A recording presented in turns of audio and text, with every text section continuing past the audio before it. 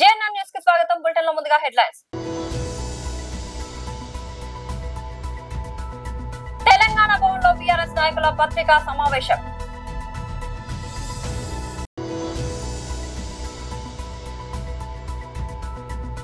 BJP రాష్ట్ర అధ్యక్షుడు శ్రీ ఎన్ రామచంద్రరావు గారి పత్రికా ప్రకటన.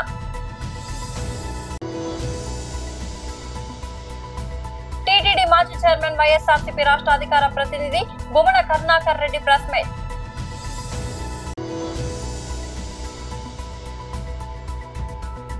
నామినేషన్ దాఖలు చేసిన ముఖ్యమంత్రి స్టాలిన్. తెలంగాణ భవన్ లో బీఆర్ఎస్ నాయకుల పత్రికా సమావేశం. ఎందుకు బర్తరఫ్ చేయాలి చెప్పండి అని అడగాలి. సమయం కేటాయించాలి. ఆరోపణల మీద అవసరం అనుకుంటే సిబిసిఐడి కానీ లేకపోతే సిబిఐ కానీ ఇంకెవరికైనా ఇవ్వచ్చు. విచారణ జరిపిస్తాం, సిబిఐ విచారణ జరిపిస్తామని చెప్పి కూడా అసెంబ్లీ నుంచి పంపిస్తామని చెప్పి అనొచ్చు.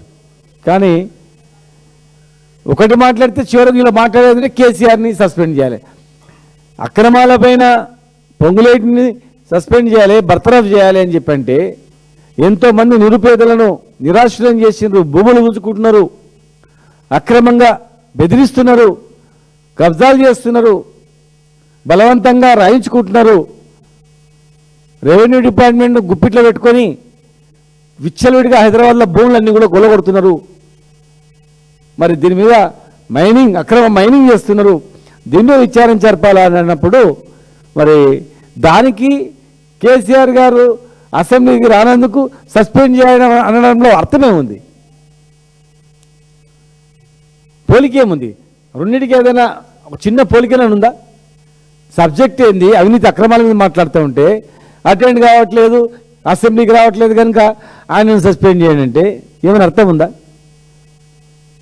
కేసీఆర్ గారు లేనిది తెలంగాణ వచ్చేదా? అసలు మీరు ముఖ్యమంత్రి అయ్యేదా చెప్పండి? తెలంగాణ తెచ్చినందుకే కదా ముఖ్యమంత్రి. ఆంధ్రప్రదేశ్ గవర్నమెంట్ ఉంటే ఇంతమంది మిమ్మల్ని మంత్రులుగా ముఖ్యమంత్రిగా చేసేవాళ్ళ సాధ్యమయ్యేదా? ఆయన పుణ్యమే కదా తెలంగాణ రావడం, ఆయన పుణ్యం వల్లనే కదా ఇవాళ మీరందరూ కూడా అధికారంలో ఉండడం. ఇవాళ మీరు మూసీ ప్రక్షాళన చేస్తా, మూసీని సుందరీకరణ చేస్తా అంటారు.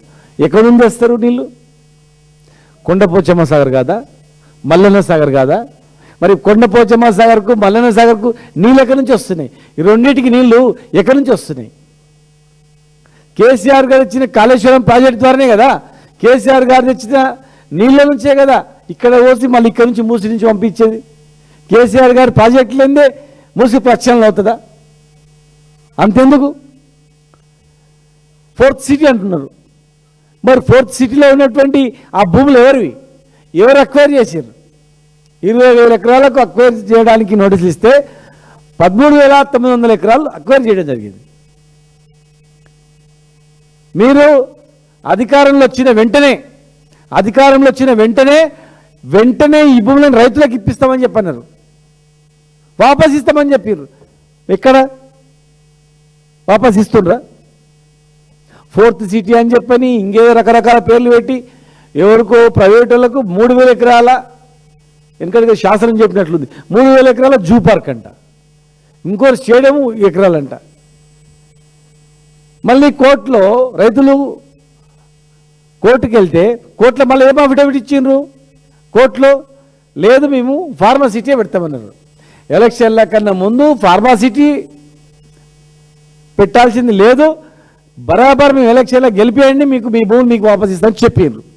బీజేపీ రాష్ట్ర అధ్యక్షుడు శ్రీ ఎన్ రామచంద్రరావు గారి పత్రికా ప్రకటన. తెలంగాణ సర్పంచ్ల సంఘం ప్రతినిధులు ఈరోజు భారతీయ జనతా పార్టీ కార్యాలయంలో నన్ను కలవడం జరిగింది. వారు విజ్ఞప్తి పత్రం కూడా ఇవ్వడం జరిగింది.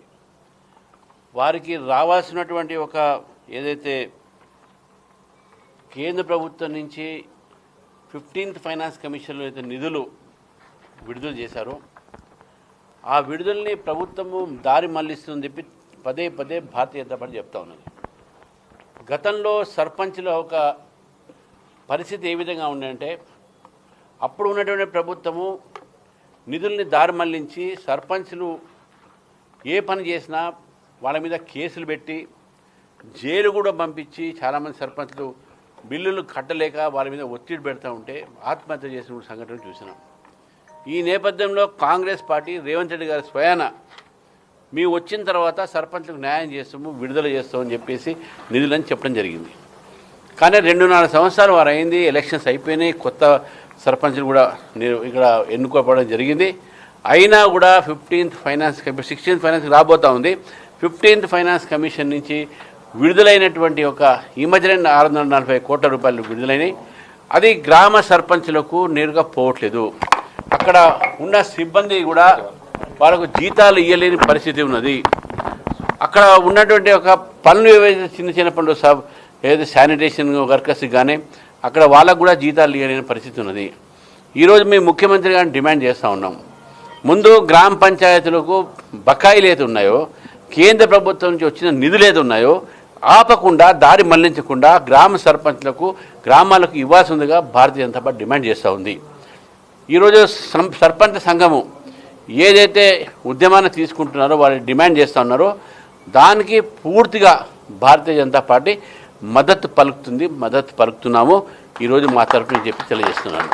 టీటీడీ మాజీ చైర్మన్ వైఎస్ఆర్సీపీ రాష్ట్ర అధికార ప్రతినిధి భూమన కరుణాకర్ రెడ్డి ప్రెస్ మీట్. సూత్రధారి పాత్రధారి నారా లోకేష్ గారని లోకమంతా కూడా అనుకుంటోంది. చరిత్రలో గత 20-25 సంవత్సరాలుగా ఎక్కడా కూడా టూరిజం స్థలాల్ని ప్రైవేటు సంస్థలకు అప్పగించాలంటే అది లీజు ప్రాతిపదిక మీద కానీ పీపీపీ పద్ధతుల్లో కానీ ఇవ్వటం ఆనవాయితీగా వస్తున్నది. దానికి పూర్తి విరుద్ధంగా ఫ్రీహోల్డ్ విధానంలో ఆ భూమిని ఆ సంస్థలకి కేటాయించటం జరుగుతున్నది. Divyasri holdings private limited and cyber city builders and developers అనేటువంటి బెంగుళూరు, హైదరాబాదు సంస్థలకు సంబంధించిన రియల్ ఎస్టేట్ వెంచర్లు చేసేటువంటి వ్యాపార సంస్థలకి ఈ స్థలాన్ని అమ్మివేసింది. ఎంత దారుణమైనటువంటి విషయం అంటే,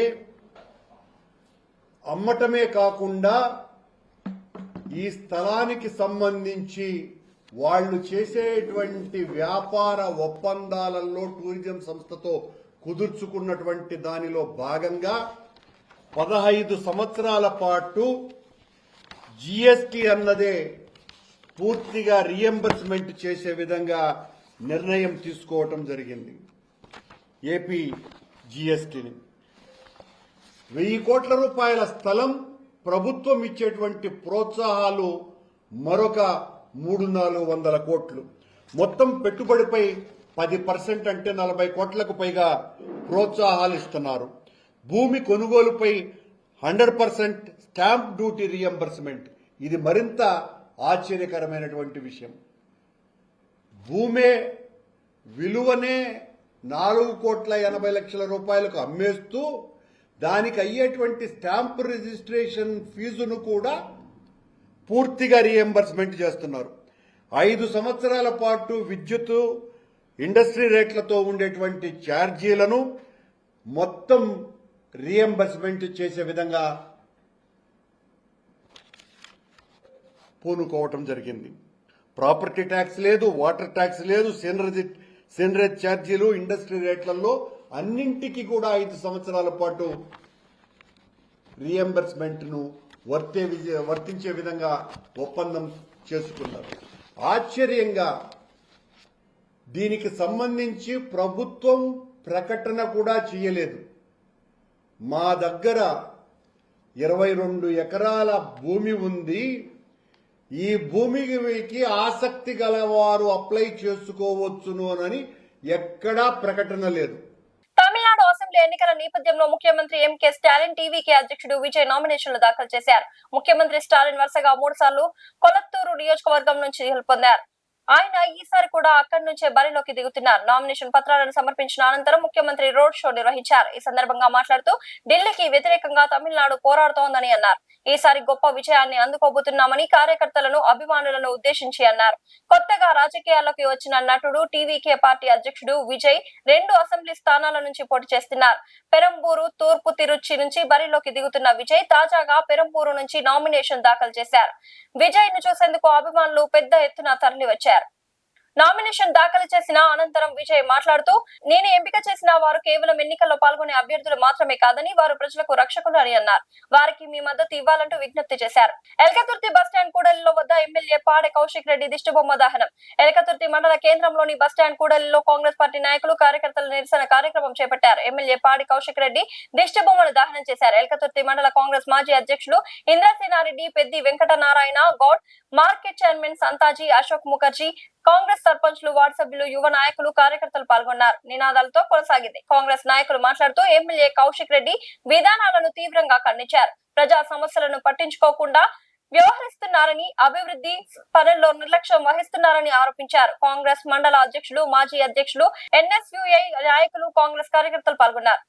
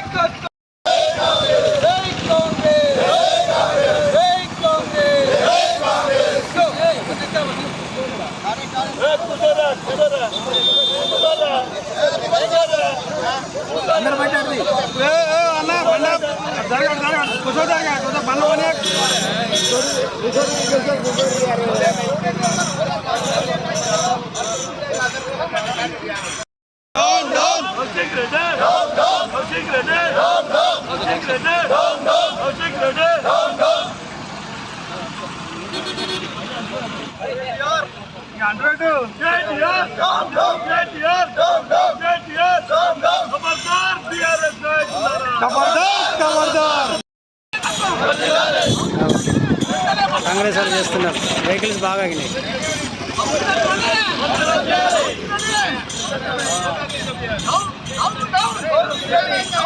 కౌశిక్ రెడ్డి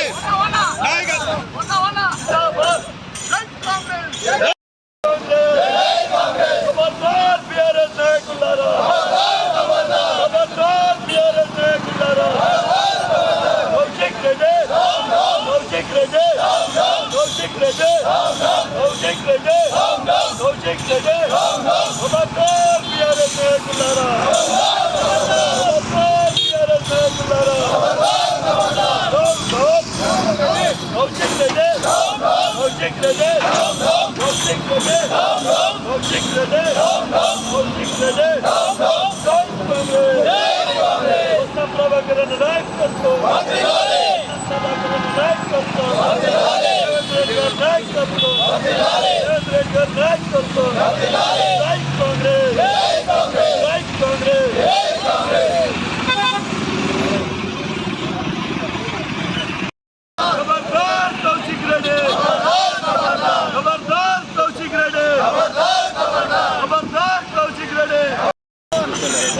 మేడ్చల్ జిల్లా బోడుపల్లిలోని సిద్ధార్థ పబ్లిక్ స్కూల్ వద్ద విద్యార్థుల తల్లిదండ్రుల ఆందోళన. అడ్మిషన్ సమయంలో స్కూల్ యాజమాన్యం తెలిపిన ప్రకారం ప్రతి ఏడాది 5% మేరకే ఫీజులు పెంచాల్సి ఉండగా 20% మేర స్కూల్ ఫీజులు పెంచడం పట్ల స్కూల్ ముందు విద్యార్థుల తల్లిదండ్రుల నిరసన. దశల వారీగా ఫీజు చెల్లించే సమయంలో ఒక్కరోజు లేట్ అయినా 3,000 అధికంగా పెనాల్టీ ఫీజు వసూలు చేస్తున్నారని విద్యార్థుల తల్లిదండ్రుల ఆరోపణ. 20% అదనపు ఫీజులు, లేట్ ఫీజులు, పెనాల్టీ వేయడంతో తీవ్ర ఇబ్బందులకు గురవుతున్న పేరెంట్స్. గత 10 రోజులుగా తాను సమస్యను అనేక రూపాల్లో నిరసన వ్యక్తం చేసిన యాజమాన్యం స్పందించడం లేదు. యాజమాన్యం దిగి వచ్చి హామీ ఇచ్చే వరకు ఆందోళన కొనసాగిస్తామంటున్న విద్యార్థుల తల్లిదండ్రులు.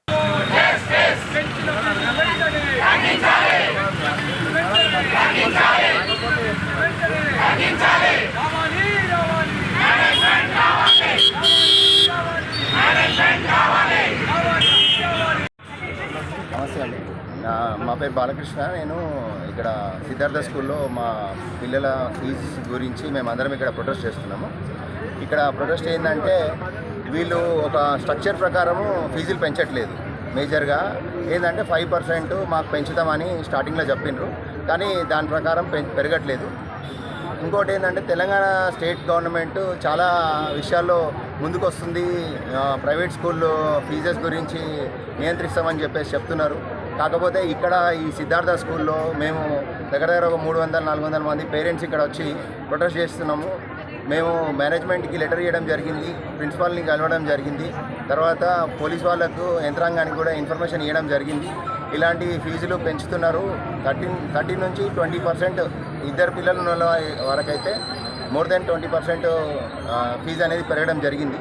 సో దీన్ని ఇమీడియట్గా దాని మీద ఒక విచారణ చేసి మాకు నార్మల్గా మాకు ఏదైతే కమిట్మెంట్ ఇచ్చిండ్రో 5 to 8% వరకే మా ఫీజులు పెంచి ఇస్తే మేమందరం ఫీజులు కట్టి మా పిల్లల్ని స్కూల్కి పంపడానికి మేము ఇష్టంగా చూపిస్తున్నాము. ఇంకొకటి ఏంటంటే మేనేజ్మెంట్ ఏదైనా పెంచిందంటే ఏదైనా ఒక స్ట్రక్చర్ ఉండాలి. అనవసరంగా నేను ఇంత పెంచేస్తాము అంత పెంచేస్తామంటే కట్టే వాళ్ళకి మోసే వాళ్ళకి బరువు తెలుస్తుంది. మేము ఆ విధంగానే మేనేజ్మెంట్ మీద అసంతృప్తితోని ఈ నిరసన అనేది జరుపుతున్నాం.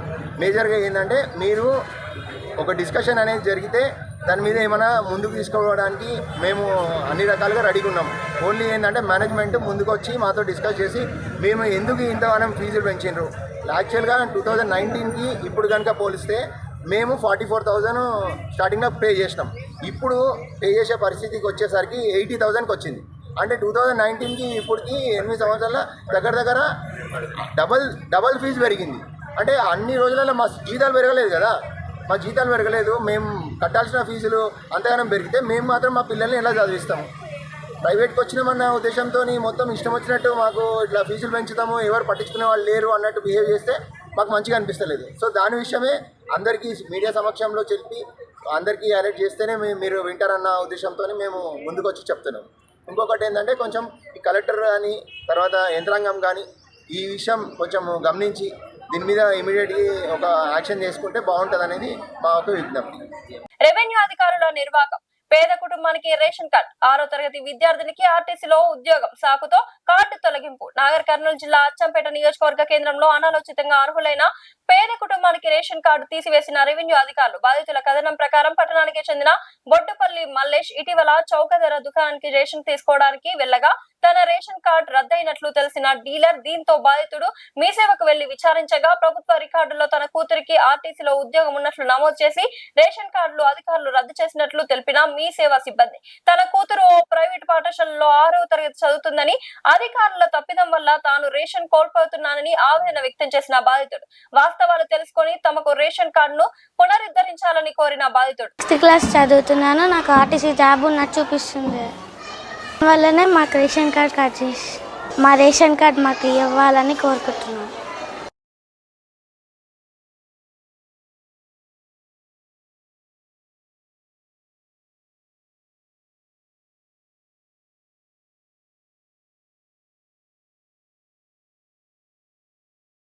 అవే వండుక తింటున్నాం. లడ్బీ ఉన్నప్పుడు లేదు కానీ ఇప్పుడు తీసేసారు. మాకు అది కోపం వస్తుంది. ఆయన ఎంఆర్ఓ కూడా రుబాబుగా మాట్లాడుతున్నట్ట. ఎందుకు మరి ఆయన రుబాబు మాకేమైనా ఇస్తుండే? నేను ఇంట్లోకి వెళ్ళి తీసి రేషన్ కార్డు బియ్యం కూడా మాకు పంపుతుండే. ఆయన అంత రుబాబు మాట్లాడద్దు కదా క్యాండిడేట్ పైన. మాకు అదే మాకు బల కోపం వస్తుంది. మాకైతే లడ్డు బియ్యం ఉన్నప్పుడు పోయినప్పుడు అనిపించదు. పిల్లలకు చదువు కావాలి. మాకేమైనా హెల్త్ చెకప్ అయినా రేషన్ కార్డు జిరాక్స్ అని అడుగుతారు ప్రతి దాంట్లో. ఇంకా అదే లేకపోతే ఇంక మేము ఎందుకు ఓకే ఉద్యోగం ఇచ్చినా మేమన్నా పోయి చేసుకుంటాం. మా పిల్లల్ని ఇంట్లో కూర్చోబెట్టి మాకు తినని కన్నా అయితే బర్రె తెచ్చుకుని పాలు బర్రె పాలు అమ్ముకొని మేము తినాల్సి వచ్చింది. ఇల్లు ఉంటే ఇల్లు ఉందని అనుకుంటే అయిపోయినా నా ఇల్లు ఈఎంఐ కట్టకపోతే ఊరుకుంటాడు. ఆ బ్యాంకు వాడు గుంతుగా పోతాడు. 2 రోజులకే మా బయటకు దప్పుతాడు.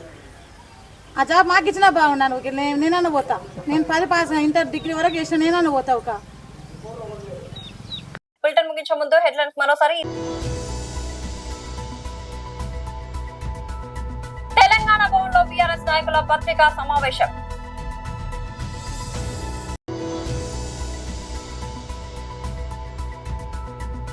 బీజేపీ రాష్ట్ర అధ్యక్షుడు శ్రీ ఎన్ రామచంద్రరావు గారి పత్రికా ప్రకటన.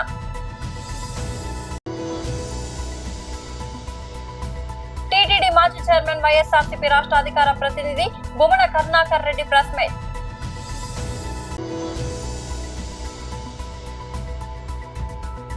నామినేషన్ దాఖలు చేసిన ముఖ్యమంత్రి స్టాలిన్. ఇది వాళ్ళ బులెటిన్ అప్డేట్. మరొక బులెటిన్ లో మళ్ళీ కలుద్దాం. అంతవరకు సెలవు.